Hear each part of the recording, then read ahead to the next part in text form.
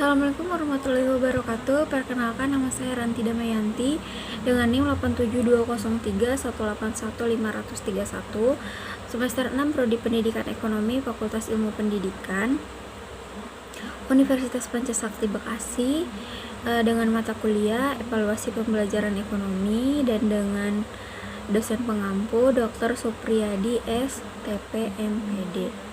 Pada kesempatan kali ini saya ingin menjelaskan sedikit tentang jenis-jenis penilaian, pengukuran, dan evaluasi. Langsung aja, di sini ada jenis penilaian. Yang pertama, penilaian formatif, yaitu penilaian untuk mengetahui hasil belajar yang dicapai oleh para peserta didik setelah menyelesaikan program dalam satuan materi pokok pada suatu bidang studi tertentu.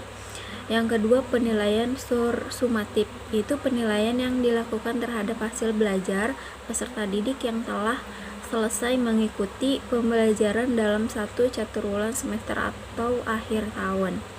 Yang ketiga, ada penilaian penempatan, yaitu penilaian tentang pribadi peserta didik untuk kepentingan penempatan di dalam situasi belajar yang sesuai dengan kondisi peserta didik. Yang keempat, ada penilaian diagnostik, yaitu penilaian yang dilakukan terhadap hasil penganalisaan tentang keadaan belajar peserta didik, baik merupakan kesulitan atau hambatan yang ditemui dalam proses pembelajaran.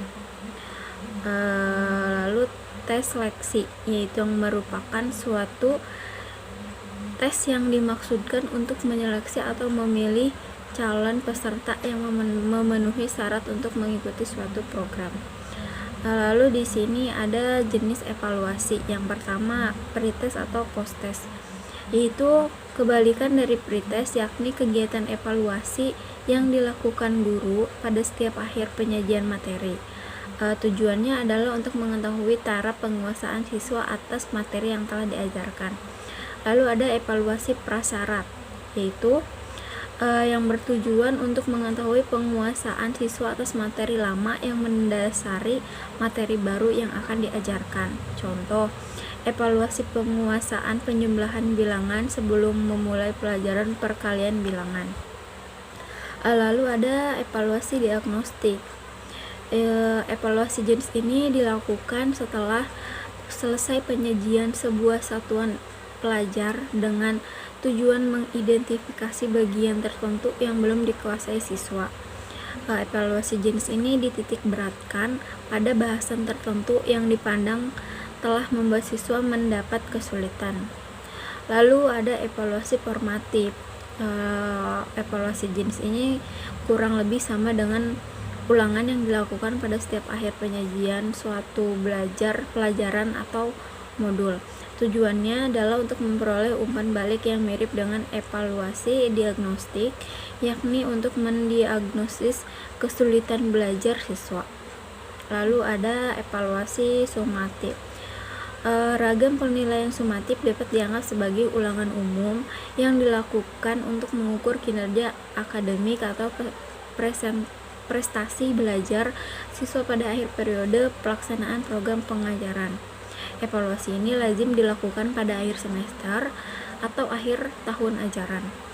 Hasilnya dijadikan bahan laporan resmi mengenai kinerja akademik siswa dan bahan penentu naik atau tidaknya siswa ke kelas yang lebih tinggi. Lalu ada ujian akhir nasional. Ujian akhir nasional atau UAN yang dulu disebut EBTANAS, evaluasi belajar tahap akhir nasional, pada prinsipnya sama dengan evaluasi sumatif dalam arti sebagai alat penentu kenaikan status siswa. Lalu ada evaluasi penempatan. Evaluasi jenis ini digunakan untuk mengetahui kemampuan setiap siswa sehingga guru dapat menempatkan siswa dalam situasi. Lalu penempatan yang dimaksud dapat berupa sebagai berikut. Yang pertama, penempatan siswa dalam kelompok kerja. Yang kedua, penempatan siswa dalam kelas. Siswa yang memerlukan perhatian lebih besar dalam belajar ditempatkan di depan. Misalnya, siswa yang kurang baik pendengarannya atau siswa yang rabun dekat maka ditempatkan di belakang. Lalu yang ketiga, penempatan siswa dalam kepanitiaan di sekolah. Dan yang terakhir, menempatkan siswa dalam program pengajaran tertentu, misalnya memilih program pengajaran atau keterampilan yang sesuai dengan kemampuan dan minatnya.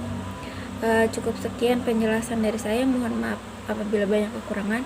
Wassalamualaikum warahmatullahi wabarakatuh.